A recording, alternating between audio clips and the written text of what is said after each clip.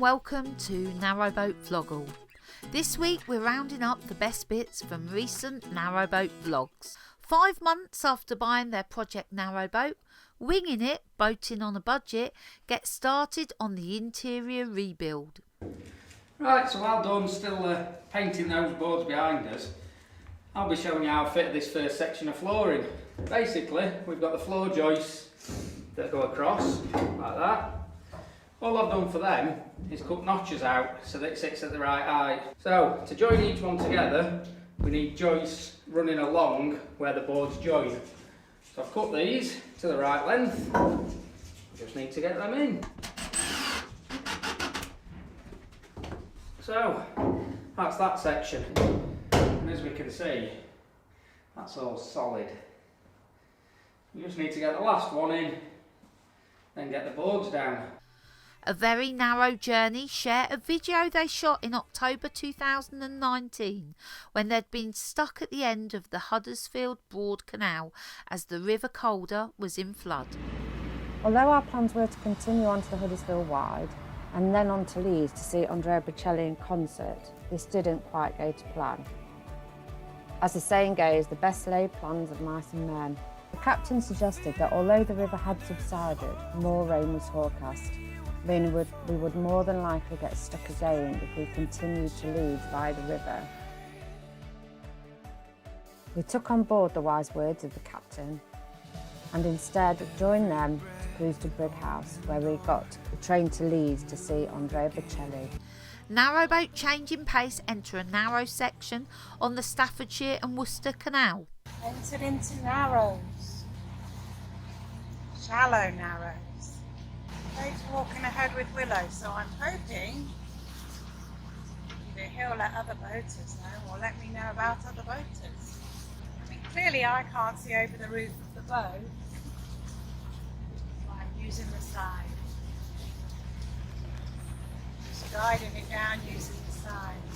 And then there's a bridge as well as narrows. I might hear that. I don't know.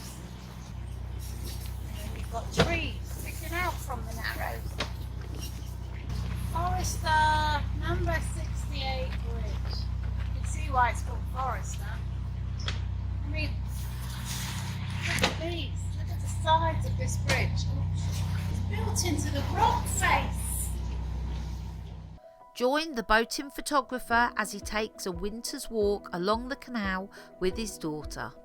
A very good afternoon. I'm at the River Great Ouse, just outside Milton Keynes. It's where I walked before, but today I've got my daughter with me. I've got Caitlin. Hello! A short stretch of canal between Cosgrove and Wolverton has everything: an aqueduct, a lock, narrowboats and wildlife.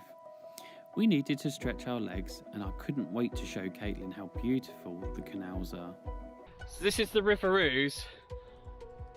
It's quite a flow on it at the moment because, again, you know, we've had all the rain and the snow, but absolutely beautiful. It's lovely just to be out. The wildlife didn't seem to mind us stomping along the towpath. Aqueduct is where the river or canal goes over another river, and a viaduct is normally where trains go over. So this is an aqueduct. Ah, splash splash. I like the puddle. The Iron Trunk Aqueduct was constructed in 1811. When the canal was drained for inspection, a Wellington boot was found wedged into a small hole.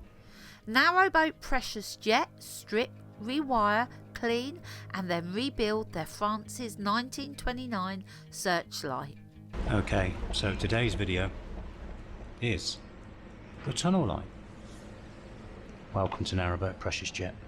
My name's Steve Tyrrell, and this is my video of doing a tunnel light, sorting the wiring and giving it a polish.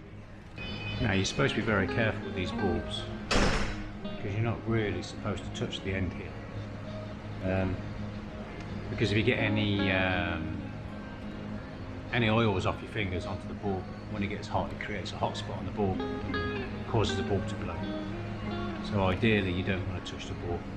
And then before I rebuild this, I'll give the bulb a clean, just to make sure I don't have any oils off my fingers left on the glass.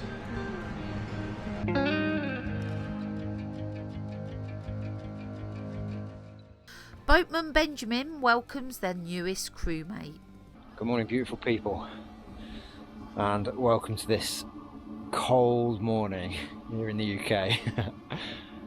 Narrowboat Grinstead behind me. Got the heater going. Not quite lit the stove yet, but we'll get on with that in a minute. So a couple of bits of news for the channel. We have a new crewmate that you can hear. It's okay, just wait. If ever you need a guard dog for a boat, this is the dog to get. As you can hear, you know, absolute beast. There's nobody coming on here.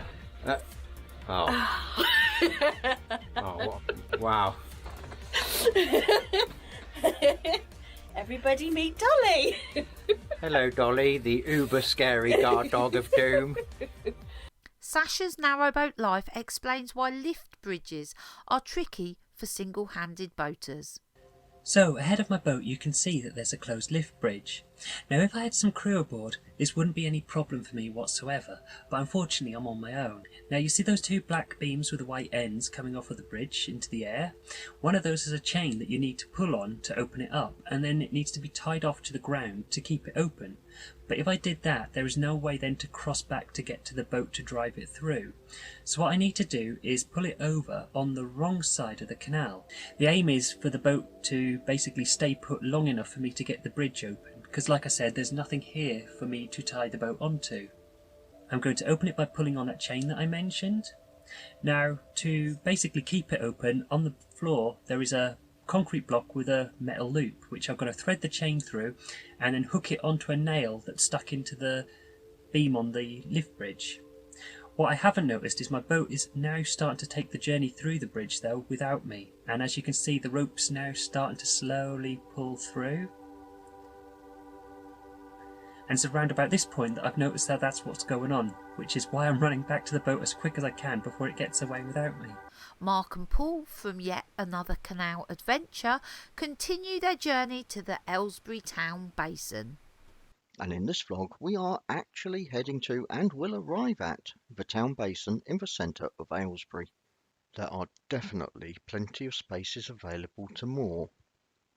Ladies and gentlemen, welcome to the Aylesbury town basin.